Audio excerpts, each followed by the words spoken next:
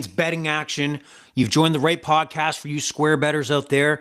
This podcast, if you haven't joined us before, is a podcast for you, the average bettor.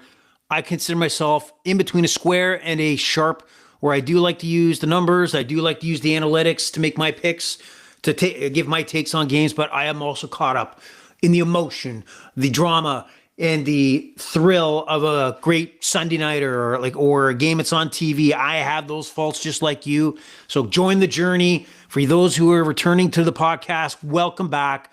This podcast today is going to focus on week 6 of the NFL, Sunday, Monday action, a little bit of the past, looking at Thursday, some of the NFL news, and just in general, sports betting right now. We're approaching probably the best time of the year. I know the weather's getting shittier, but the situation we have is that we have MLB playoffs going on. Big 15-inning win by the Seattle Mariners. They'll come to my town, Toronto, tomorrow for Game 1 of the ALCS. We have Game 5, winner go home for the Cubs and Brewers, and the Dodgers are waiting to take on the winner there. I don't know who I want more there. I would kind of like to see a Cubs, Dodgers, NLCS. I know that the Milwaukee Brewers had a ridiculous season, and they probably are the team that deserves to make that run to the World Series, but I don't give a shit. I want to see Cubs and Dodgers. That's just the way I am. We have EPL action. Well, they're on a hiatus right now, international action, but European soccer is in full swing. Also, NHL, puck is dropped.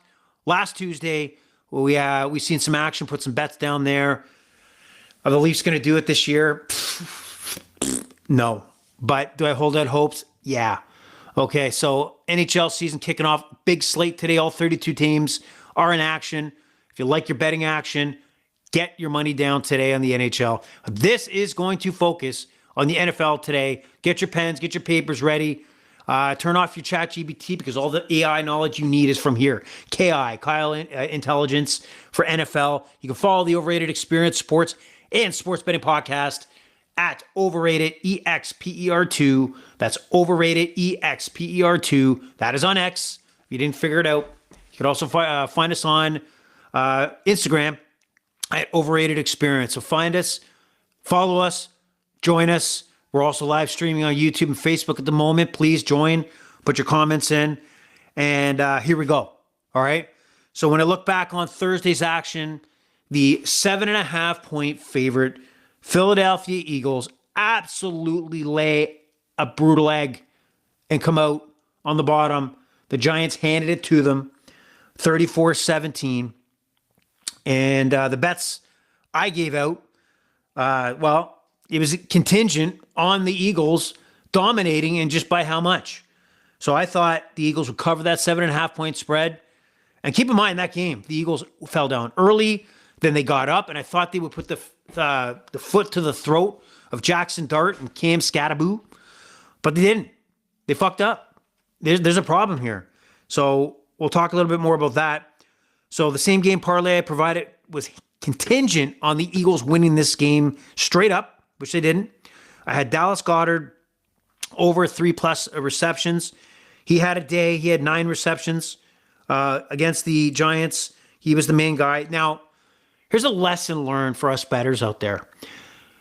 So you try to be a sharp. You try to use analytics to make your bets. So I sat here before the podcast on Thursday, decided to go with a Devontae Smith over 50.5, which he left at 49 fucking yards. And a wide open pass missed by Jalen Hurts who would have got me that payout. But I knew, and I looked at Dallas Goedert as probably the main weapon for a New York Giant defense that puts a lot of pressure on. They have an excellent defensive line. And who would you hit as a quarterback? You hit the guy you can quickly get the ball into your hands, and that's Dallas Goedert. But when I looked at the line, it was like 4.5, receptions, and yardage was high. I just thought, oh man, he hasn't done it all year. So just because he hasn't done it, he's peaked around 4 or 5, but do I feel confident enough to go with it that he's going to make his season high this game? Why didn't I? Why did I make the mistake of overthinking just because it didn't happen? Everything told me that he was going to have a high volume game. And I stuck away from it because I overthought it. So that's a fail on me. All right. And then I'm not going to necessarily be down on myself on a pick of Devontae Smith, under 50 and a half. Again, a missed pass. The opportunity was there. He was part of the game plan.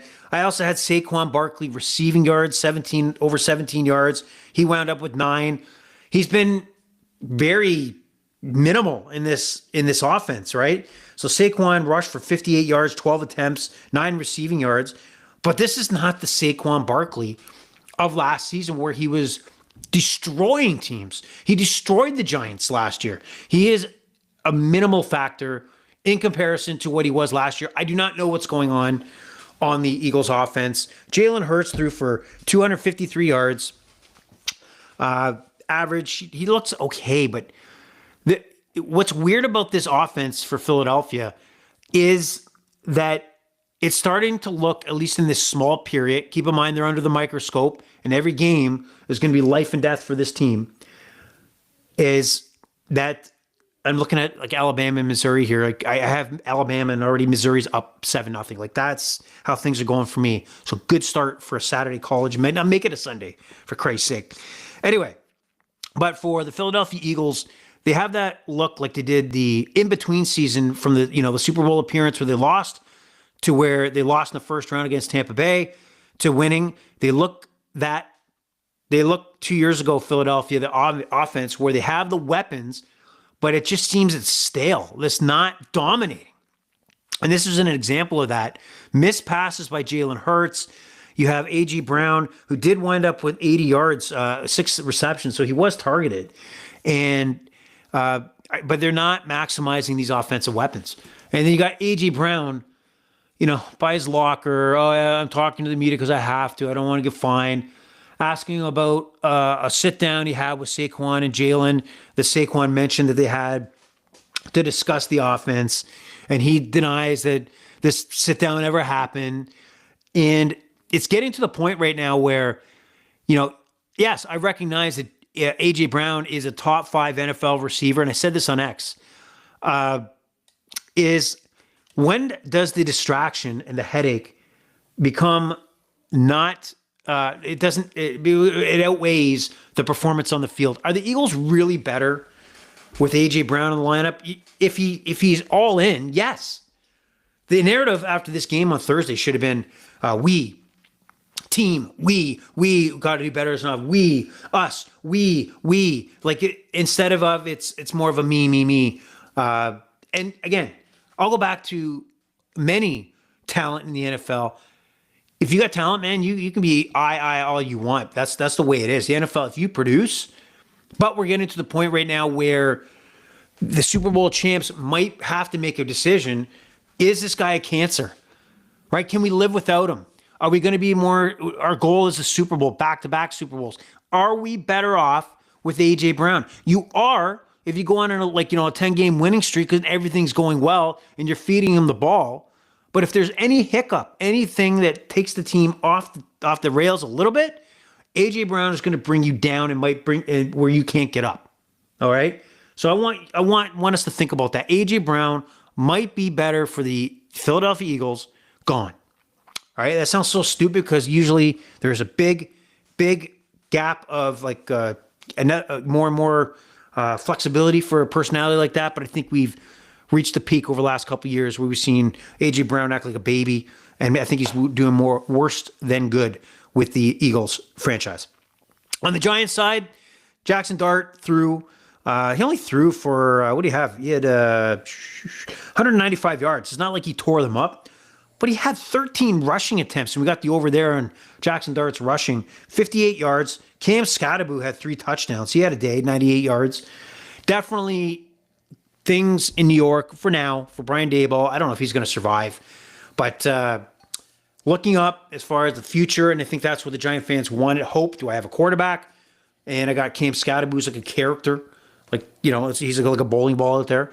People love that. Ripping his shirt off with Fitzmagic on TV. I don't know what the hell that was about, but that was happening.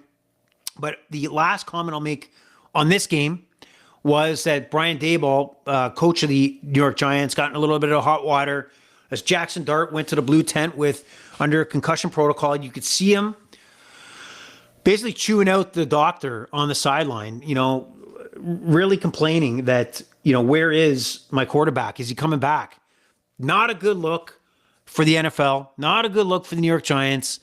Obviously, concussions are very, very sensitive at the moment, and they have been, I guess, for the last few seasons, that you cannot twist an arm to get a player back in the ball game just because, the game's on the line. I get it, but the concussion has to take first priority.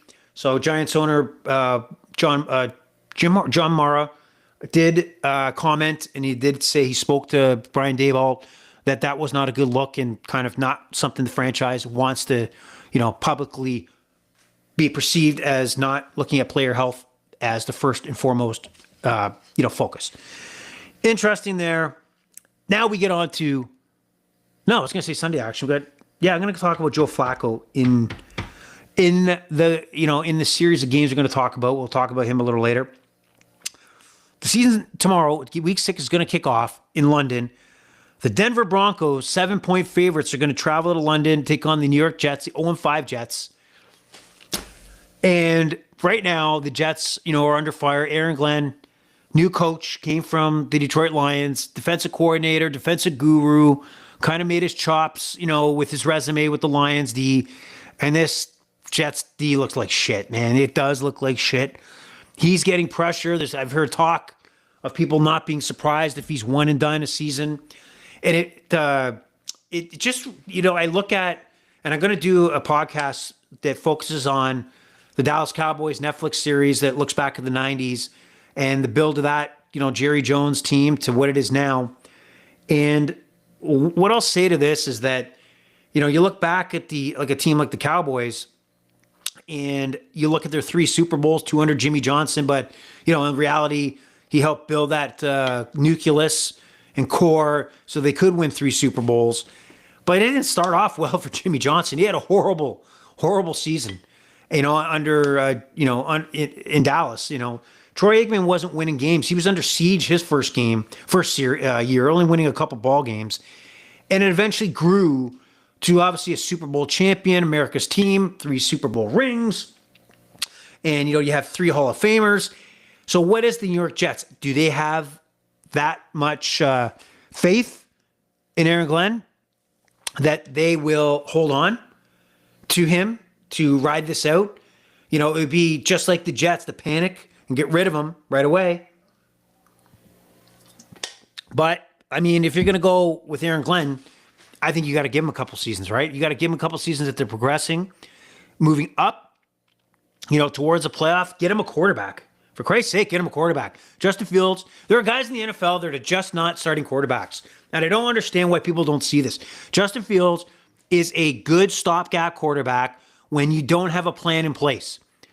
That's just the way it is. That's the way he's always going to be. There is no team out there, 32 teams, that's going to say, yep, the next 5 years I'm giving the keys to Justin Fields. He's going to lead us the way. No, you're going to make a huge mistake. He is what he is. Many quarterbacks that show their hand on how they perform don't necessarily get better with time. It's just simple as that, right?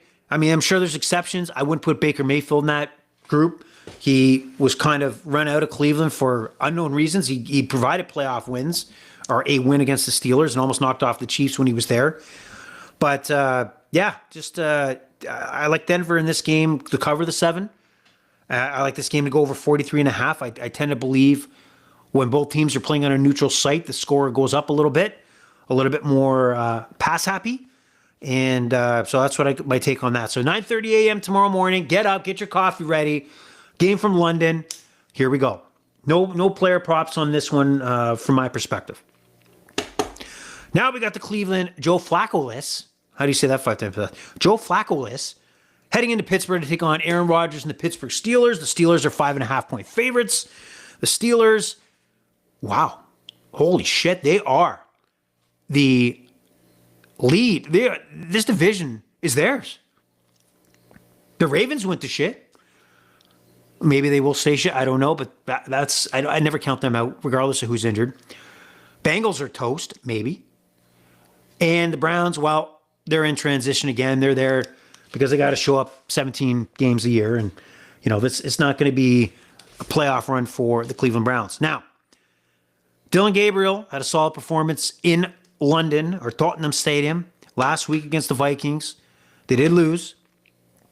I think he moves the ball well. I do think they're going to cover. I don't think the Steelers are a perfect team. I think they'll be susceptible to the lights out defense that the Cleveland Browns provide.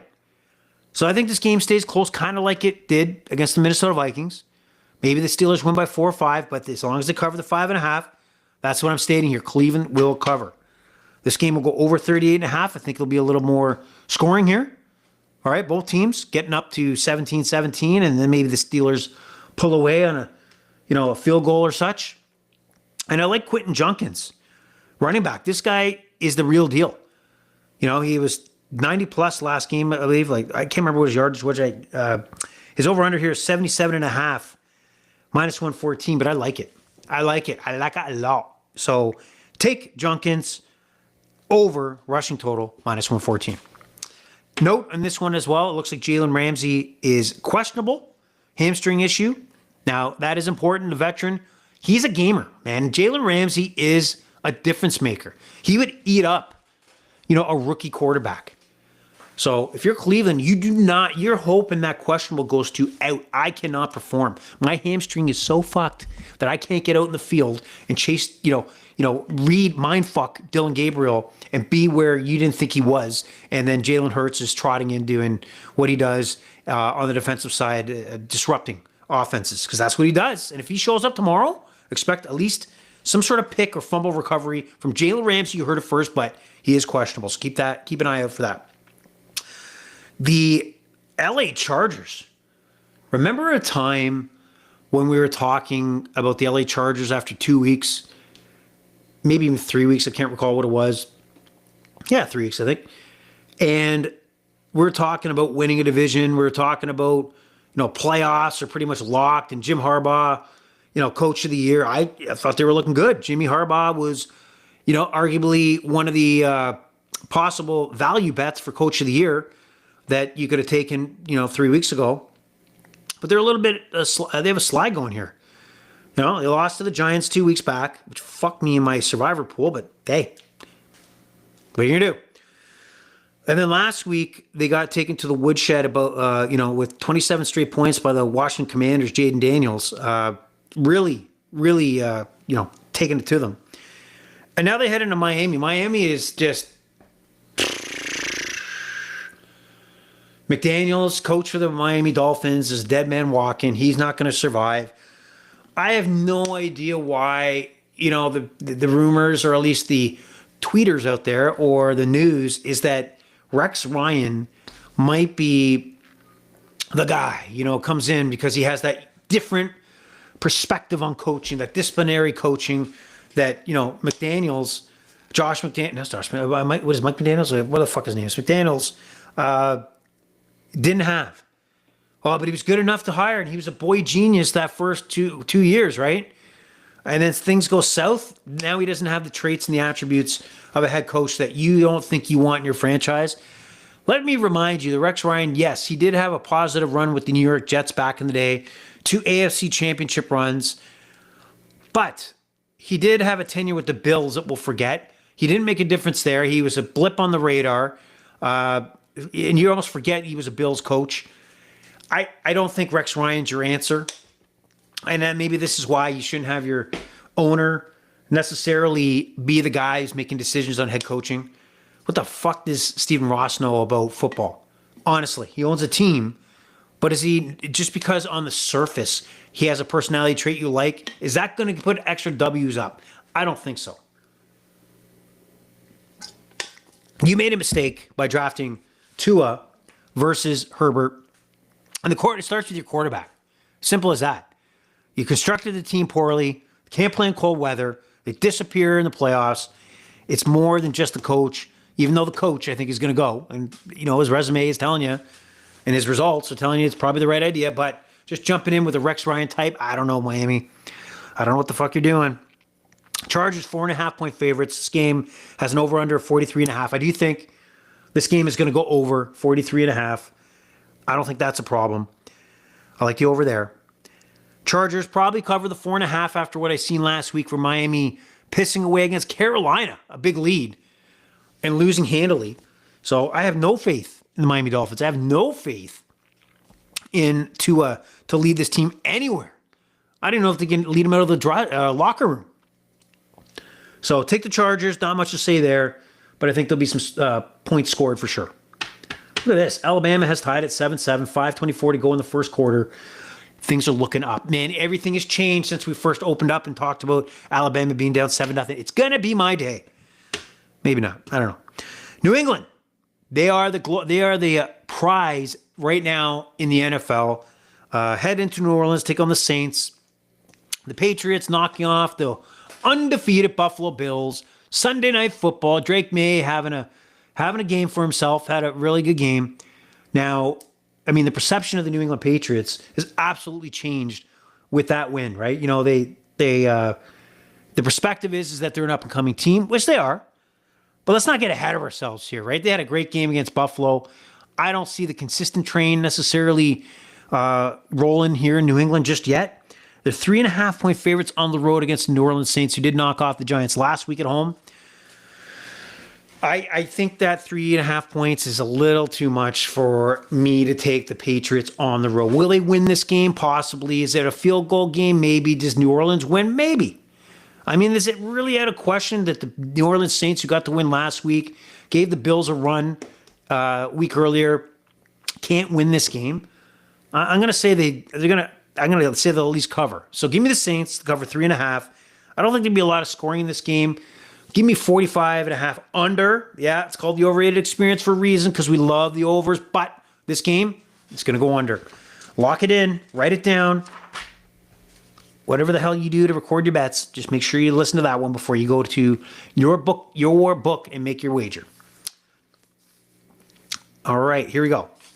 Now we got the Seattle Seahawks, Jacksonville Jaguars. Actually, pretty solid game here, right?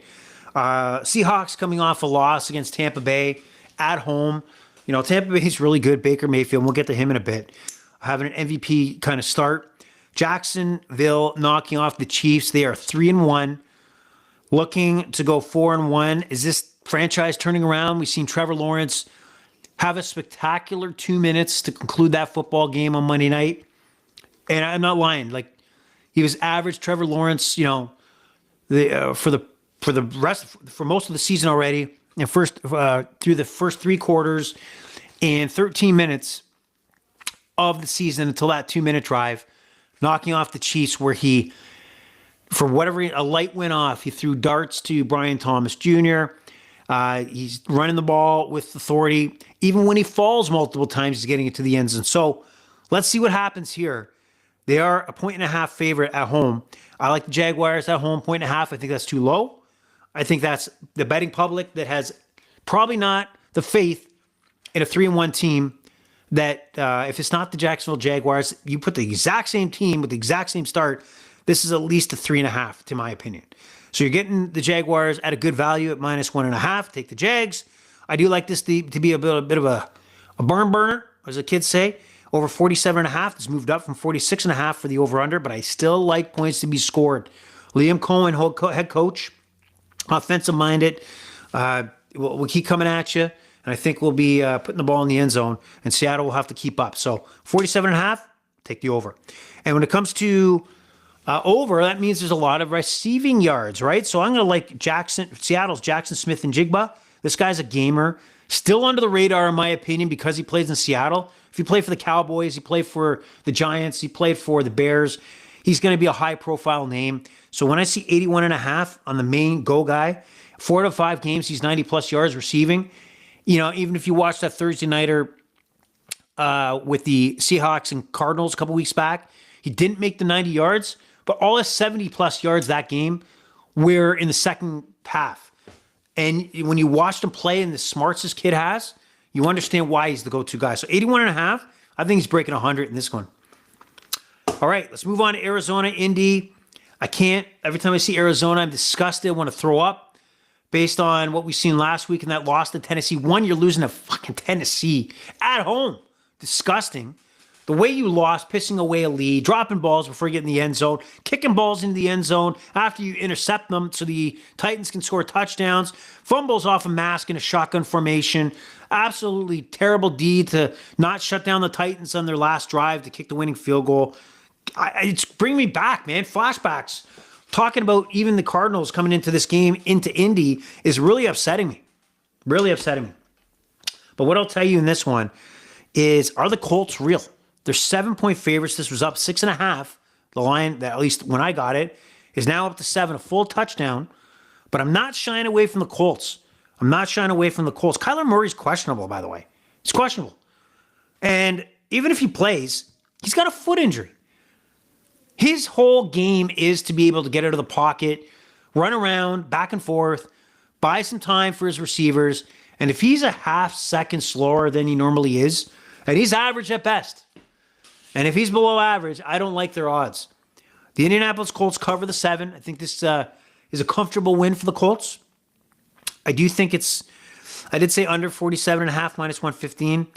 So I do think it's not as a crazy game as the Colts usually find themselves in. I think they control Jonathan Taylor. Yeah, it's going to be Colts, okay? I don't have more analytics on this one. Also, from a player prop perspective, I do think that we have look at this targeting, man. Alabama receiver just got taken out. Here come the flags. He isn't moving. That's not good. And we're probably going to get a targeting and an ejection for Missouri. That is not good. This player, I don't know who it is right now, the receiver for Alabama, is still, and he's not moved as far as I can see on the field. Not a good look there. Hopefully he's okay. Marvin Harrison Jr. of the Arizona Cardinals, they got him down to 53.5 minus 114. He had 90-plus yards in a losing situation against Tennessee last week. I think the Cardinals will have opportunities to move the ball. He'll get his 4 or 5 catches. He'll get his 30-plus yards, most likely, on 1 or 2 of those. So I think that's too low. I like Marvin Harrison Jr.'s receiving yards over 53.5 in a losing cause against the Colts. And they'll have to chase and throw. So he's going to be a big-time target. Moving on. The LA Rams, losers to the San Francisco 49ers on Thursday Night Football, a week back. Now they have a 10-day gap, a little bit more rest than the Baltimore Ravens, who are going to host this game. The Rams opened up as a 7.5-point favorite. No faith in the Ravens. Now it's down to 7 with the over-under 44.5. And really, when you look at this game, you have to make sure you're keeping an eye on who's playing, who's not playing. So Lamar Jackson is out, right? And some key notables that are back on the defensive side of the ball because they were terrorized on the defensive side of the ball. Kyle Hamilton and Marlon Humphrey, safety quarterback, are back. Are they 100%? I don't know, but they're good enough to play. And those guys are difference makers. I have more faith in the Baltimore Ravens overall and John Harbaugh to somehow rectify the monstrosity which was last week when they got blown out by Houston at home. Cooper Rush is a career backup quarterback. He did it in Dallas. He had some, pretty good games as a backup. There's no kidding ourselves. He's a backup, right? I got to believe that the Ravens will come back with a little bit more ferocity, a little more, shame that they got embarrassed in front of their home fans. Actually hearing fans in Baltimore boo the Ravens team. Top 5 organizations in sport. I was going to say football, but I mean, they're a class act all around. They know how to find talent. They know how to keep a competitive team year in, year out. And they're on hard times right now, right? Their season's kind of getting lost on them. Only 1 win. I think they cover the 7 here. I think Cooper Rush has a solid game. Derrick Henry has to be more of a factor. He has to be dominant. He wasn't that last week. I think they cover the 7. I would have loved if it was 7.5. Hopefully it jumps again. When I look at the side of the ball when I look at the players and look at a prop in this game, even though I got Puka Nacua and Davante Adams, which are producers on the Rams side, I'm going to go with Zay Flowers on the Baltimore side, receiver. 53.5 yards over. I think Cooper Rush will get him the ball. He's had 70 plus yards the last 2 games. I don't think it changes here. I think he's going to get volume, and I think he'll be over 53.5 for Zay Flowers. Ravens cover. I do like probably the under, man. I think this is going to be a tight ball game. 44.5 under. Let's say that. Dallas. How about them Cowboys? Right? How about them Cowboys? Is this where they lay an egg? They go into Carolina and, because they walked into, with the Jets last week, demolished them in MetLife Stadium. They tie the Packers, who are heavy favorites at home, 40-40. Is this where they lay an egg? Because this is what the Dallas Cowboys would do, right? So they're 3-point favorites. They were 3.5-point favorites, but they're 3-point favorites over the Carolina Panthers. Panthers coming off a big win at home against the Miami Dolphins. They got a lot of confidence going. They got a couple wins already. I like the over 49.5. It's going to be a shit show. I think there's going to be points coming out of our ass there. It's going to be touchdown after touchdown, fumble, interceptions, bad field. When I say bad field position for the defenses, it's going to be sloppy. I'm going to still say the Cowboys cover the 3. Am I confident, super confident? I'm going to say no, because it'd just be a Dallas Cowboy thing to walk into Carolina. It will look like the Dallas Cowboys that walked into Chicago in week 2 of the NFL and laid an egg. Okay? So don't be surprised if you don't get that win, but I'm going to take them anyway and just hope to God they cover. Injury news, as you know, CeeDee Lamb is still for the Cowboys. Turpin, other key receiver, is out. So I like George Pickens to get over 70.5 yards receiving as player prop there. He didn't get much last week, but I got to believe that fewer and fewer, receivers that Dak is comfortable with are in the lineup. So I got to think that more and more of the game plan is going to get the ball in Pickens' hands and let him fight for contested throws and see if he comes down. And from the Carolina side, Chuba Hubbard for a second week in a row is out, running back. It didn't seem to hurt him last week, so you take it for what it is. So the Cowboys cover the 3, over 49.5, and Pickens over 70.5 yards receiving. I can't think of a game that I would watch least, and that is the Tennessee Titans taking on the Vegas Raiders. Raiders are 5.5-point favorites. Tennessee coming off a win in Arizona. I think it's pretty accurate to say that nobody believes that they won the game in a normal, we were better than you fashion against Arizona. Fluke, you could say. But Las Vegas, I don't know what they're bringing to the table. They're messed up. They're a messed up organization right now. They're in between. They had a game plan coming into 2025 season, and now it's hit them in the mouth that, oh shit, maybe we have taken the wrong turn and set our franchise back a few seasons. They were banking on that Geno Smith would put them in a position to make a playoff run. It's not looking like that right now. Now, I think if you're the Vegas Raiders, you have no choice to ride this out and hope that Geno turns it around. But, you're banking on 1 or 2 interceptions a game. And I don't think he is playing to the actual makeup of this Raiders team. It's got to be a run-first team with Gentry. You got to get him in the offense, and they're starting to do that. But he's got to learn to throw the fucking ball away or check down. He has a Superman, and I've heard this before, it's not my term, like a Superman complex where he's trying to be like Josh Allen and throw 70-yard bombs in a poor situation where it's more of a live and fight another day. That's what he should be doing. So I'm still going to say they cover, though. I believe Tennessee's that bad. I just think Tennessee's that bad, and they want to have the same fuck-ups as the Cardinals did. Now, keep in mind, Brock Bowers, tight end, is out, and I'm not the first guy to say it, but, if he had a bum knee, why was he in the lineup? He probably could have rehabbed that knee and been 100% in this game already. That's just a bad, poor decision by the Raiders, it looks like, and how they handled Brock Bowers and his knee issue. This game will go over 41.5. Yeah, this will be a sloppy game again, and maybe Geno's on a heater because you're playing poor competition, throws for 4 touchdowns. I don't know, but it goes over 41.5. That's all I can say about that. Not much else there. No player props. Wouldn't touch that at all. Now we get to maybe the interesting game of the 4 o'clock hour. The most interesting game, I should say. And that is the San Francisco 49ers visiting the Tampa Bay Buccaneers. Buccaneers on Sunday. The Buccaneers have moved from a 3-point favorite to a 3.5-point favorite. The 49ers coming off a huge win like against the LA Rams last Thursday, where Mac Jones had the game of his career, solidified himself as a career NFLer. If he doesn't somehow wind up, quarterback in this 49ers team for the rest of the season, he will find himself, in the free agent market, or at least one team will consider him like a Sam Darnold, like a Seattle, but I don't know which team this is.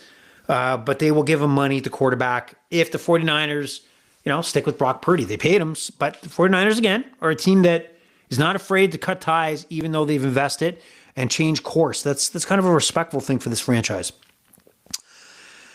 But Tampa Bay is a buzzsaw right now, despite injuries. Mike Evans still out, Bucky Irving out, running back, and then Chris Godwin is out.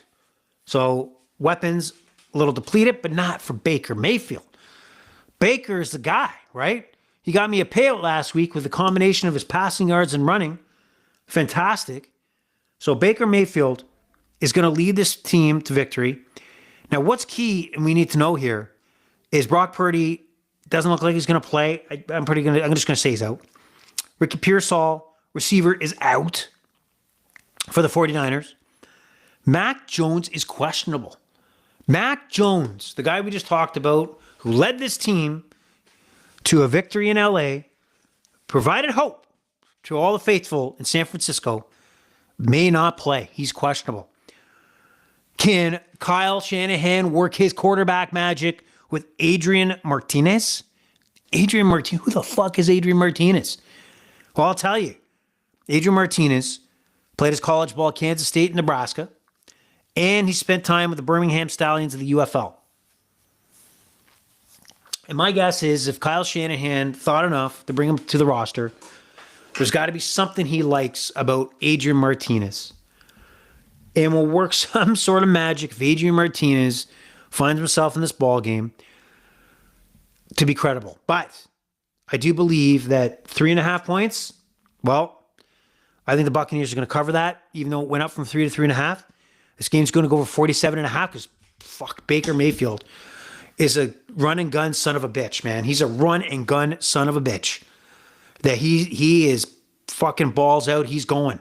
He's going to be putting up points, whether it be putting his head down or putting a 40 or 50 yard pass up, to somebody in the end zone. So that run and gun son of a bitch, Baker Mayfield's going to have a game. Now I'm going to point out something that pissed me off is that FanDuel, which is the book I use right now, and I always tell you, if you've joined us before, and I'm not doing it, I'm being hypocritical, is I'm only using FanDuel at the moment, okay? Ideally, you should have multiple books to get the best odds you possibly can on a game you like, whether it be the spread of player props especially. The numbers are varying across the board when you look at DraftKings, FanDuel, Bet365, and you can find value for those plays you like. Now, last week, I went to the pay window because I took Baker Mayfield's pass and rushing yards combined and won the over because he was outstanding last week. FanDuel's not even offering Baker Mayfield outside of the passing yards, which I'll take, over 239.5, fine, I'll take it. But my focus was on, the combo of the pass and rush yards. And if they put it in, fine, great. But yesterday when I checked to put it in and prep for this podcast, it was not there. So I want to point out, if you don't think that these sports books aren't trying to fuck with you and put you in a situation where you have the least possibility of winning, think again. Think again. You know what? Gambling is not a prosperous entity for many, right? But they are twisting everything you can think of to put the odds. It's almost like they're using analytics and it's not surprising to crush any little hope that you have. Okay, I've noticed it, especially in your same game parlays, right? And it's the suckers. I do it too for soccer, mostly soccer. They pump you full of promotions to do same game parlays for every sport. As long as you get to plus even money, we'll give you a 50% boost or a no sweat bet, whatever it may be. And I get suckered in too. Don't get me wrong. That's the square side of me. I do it as well. But when you go into these same game parlays and you start looking at what you're going to add to it, there's sometimes restrictions that, oh, no, you can't combine these together. You can't put over 6.5 corner kicks with over a goal and a half. Like, it's just, like, give me a chance, man. I'm going to lose anyway, most likely. Just give me a chance to pick what I want. And then the odds don't make sense, right? Like you're picking a part of your same game parlay, it's minus 500 compared to a minus 245. But if you choose one or the other, is a little difference at all. It makes zero sense. So we're being manipulated. This is why you go look at it for fun. Don't kid yourself. The same game parlays are not your friend. Stay away, bet straight up, and think that your sports book is fucking with you. And more importantly, get multiple books so you can fuck with them. Okay? But the Tampa Bay Buccaneers are going to cover here. This game's go over 47.5. And Baker Mayfield goes over 240. 239.5 minus 114 passing yards. So we move on to Cincinnati and Green Bay. And if you joined us Thursday, we talked about Cincinnati making a bold, ballsy, nothing to lose move, which I love, making a trade with the Cleveland Browns to pick up the veteran 40-year-old Joe Flacco.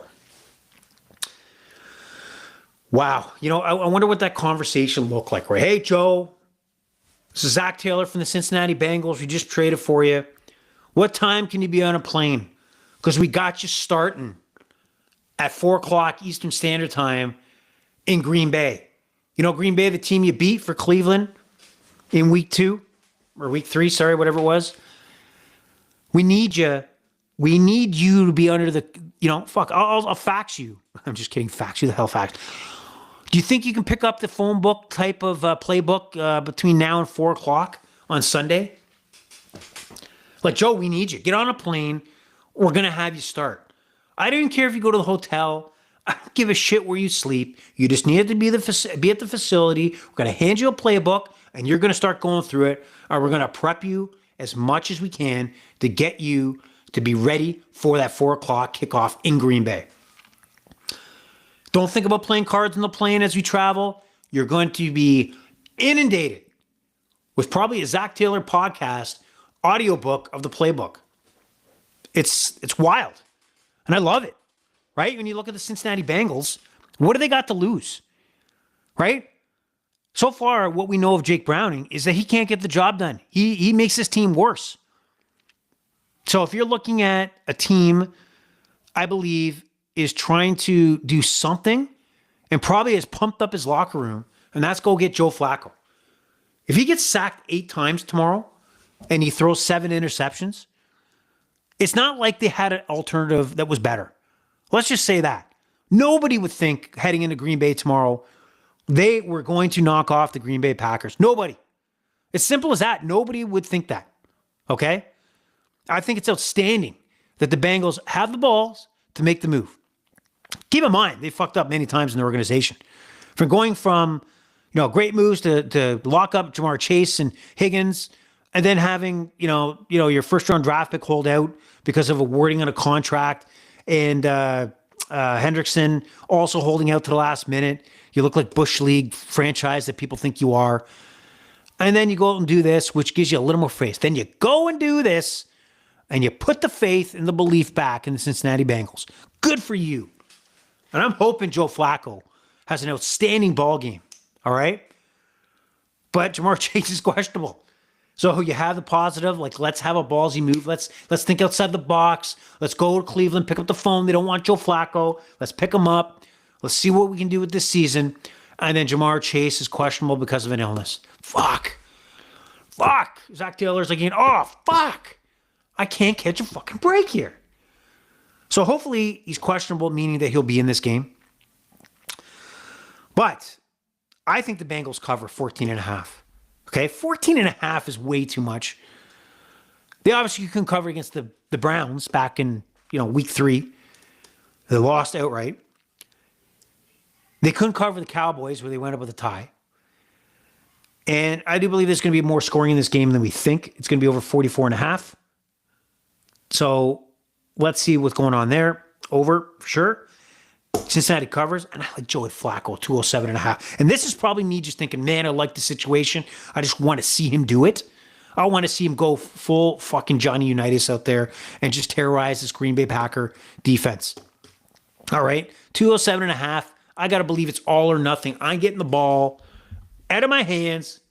I may throw 5 picks, but I'm going to throw 500 fucking yards. Go Joey Flacco. I got your back. And what's also key, it's really, I just came across this.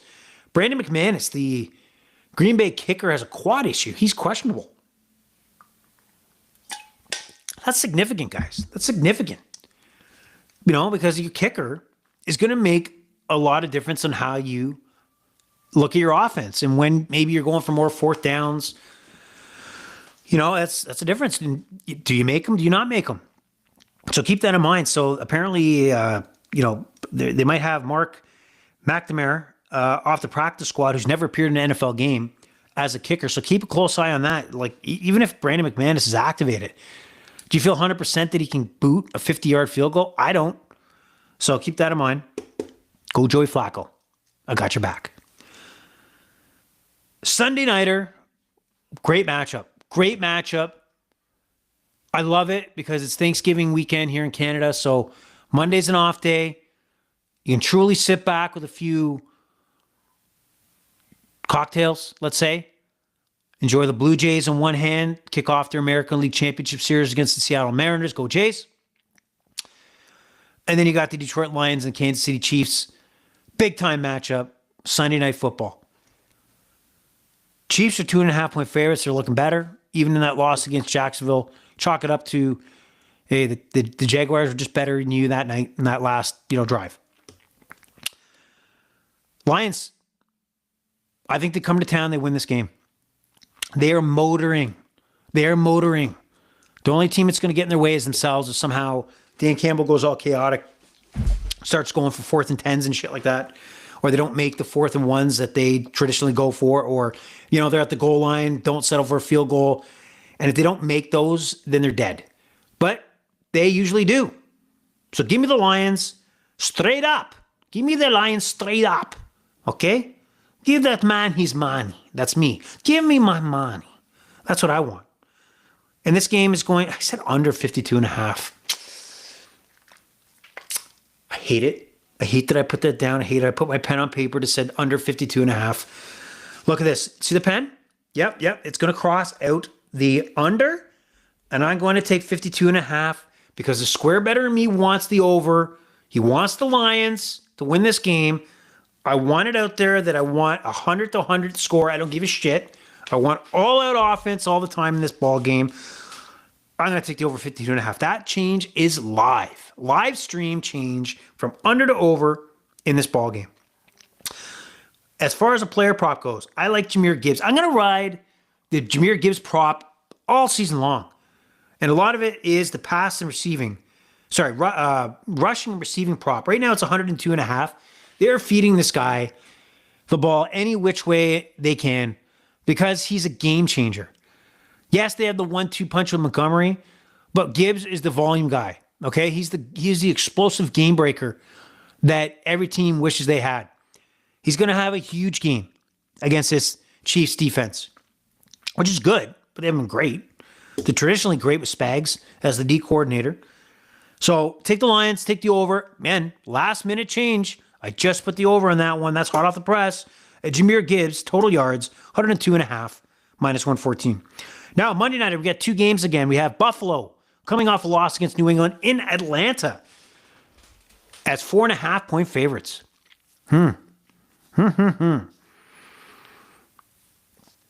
think the Falcons cover this. This game is going to be closer than you think. Yeah, the Bills on the road, they're not a perfect team. Yes, they probably have the best top 3 player in football, Josh Allen. James Cook is ridiculous. I think the Bills get it done, but it's not a walk in the park. What a saying, huh? Not a walk in the park. All right, Alabama just picked off Missouri. Go to hell, Missouri. 14-7. Love it. Love it. Okay. So, I was about to take an interesting prop. I didn't take it. I'm not going to give it out.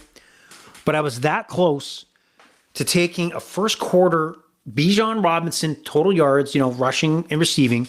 And I think it was 27.5 or something like that, or 30. You got to believe Atlanta's going to want to establish Bijan right away. Now, it sucks if he gets shut down, but he breaks one tackle. He's got that 30 yards ready to go, and it's plus money. I was that close to give it. I'm going to regret it if he does it. And, I'm a hypocrite. Again, I just talked about, I looked at Dallas Goedert, but I just can't lose a first quarter bet like that. I can't do it. I just cannot put money on a first quarter, and it's gone like that. It feels great when you win, but when you lose, it's just like, oh my God, it happened. It's like having $100 at the blackjack table and it's gone into 3 hands. Can't do it. Don't want to do it. And maybe I should do it, but I'm not going to do it here. But what I do like is this game to go over 49.5. It's going to be a back and forth, I think, shootout. And James Cook, right now, 70.5 rushing yards. James Cook, man, this guy is a gamer. I think it's way too low. The run has to be a part of the Bills' offense, and they know it. James Cook is a gamer, right? So 70.5, give me that all day. All day. And then the second and final Monday Nighter are the Chicago Bears and Jaden Daniels, Washington Commanders. If you remember last year, this game ended at a Hail Mary where Jaden Daniels, threw it up, tip, Commanders win. Really, the Commanders went in one direction, the Bears went in another, and the Commanders are still in a different direction, and the Bears are in another. Bears have looked pretty good, coming off a win against Vegas. It's before their bye week, so you got to give them the props and respect. I think Ben Johnson, coach from the Lions, is a good influence on Caleb Williams. But when you look at these two quarterbacks that were drafted in the same year, Caleb Williams, Jaden Daniels, do you really look at them differently? I do. And I'm sure you do too. This is a stupid question I'm asking, but the reality is we're still talking about Caleb Williams' development. And that we're beyond that with Jaden Daniels to how far can he take this Washington Commander team, and can he take them back to the NFC Championship like he did last year? Those rookie, inexperienced development conversations are totally out the window when it comes to Jaden Daniels. But they're still at the forefront when talking about Caleb Williams.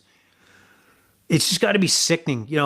Washington was in a better position because they had no choice. The Bears are going to take the first quarterback off the board, and you just take who's left over. There's really not much to think about, right?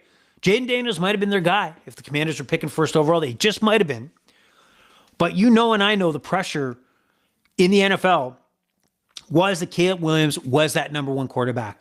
And it might have been a tough pill to swallow for any general manager to go away from that narrative, take Jaden Daniels first overall, and then it turns out it was the bad choice. You would be fired and probably never hired again in the NFL. I just think that kind of pressure did exist during that draft. So the Washington Commanders were in the better position to pick whoever was not picked. No choice, no thinking. And it worked out big time. It's worked out so much, despite what the president wants is the change back to Redskins. Jaden Daniels and the success the Commanders are having, and just Jaden Daniels being the rock star he is putting a new life on this Commanders brand, right? You only know Jaden Daniels as the Commanders quarterback. So I think single-handedly, he has kind of crushed that narrative to bring back the name. I don't care what you hear. I can't believe that Jaden Daniels, you think of him as a Commander, and I think if they wanted to keep the Commanders name versus going back in time to the Redskins name, he was a blessing in disguise for that franchise and the brand. That conversation is dead. Do the Commanders cover 4.5? I think they do. Jaden Daniels is lethal, as you've seen last week in his return back into the lineup, knocking off the Chargers on the road and lighting up both from his feet and in the air. Man, this guy's he's a fun guy to watch. He's devastating for defenses, and he's the real deal. So I think it happens. I think they win comfortably. I think, the Commanders are racing Formula One while the Bears are racing go-karts. This is going to not be much of a race here. They cover the 4.5. It does stay under 49.5. And I'm going to go with Caleb Williams under. Yep, that's right. Passing yardage under 234.5 minus 114. Doing it. I'm going to stick to it. Not changing, right? Not like that over in the Kansas City-Detroit game. Not changing. Well, I mean, it's been a long time here. It's been like 56 minutes of talking. Ear pleasure to you. I know. But we've gone through the card. We look back in time at Thursday. But your Sunday NFL Bets Week 6 podcast is coming to an end. I wish you the best luck. Shouldn't be luck. It should be best results, best payouts possible in your Sunday journey of what we do here, and that's the love of sports gambling. We love it. For you Canadians out there, and I'm one of them, enjoy your Thanksgiving. Enjoy that extra time to enjoy some Blue Jays action. Go Jays, go. And the Sunday Nighter, have a few cocktails for the Overrated experience, and follow us at Overrated EXPER2. That's Overrated EXPER2. Pleasure's all been yours. The Overrated experience is over and out. Bye-bye.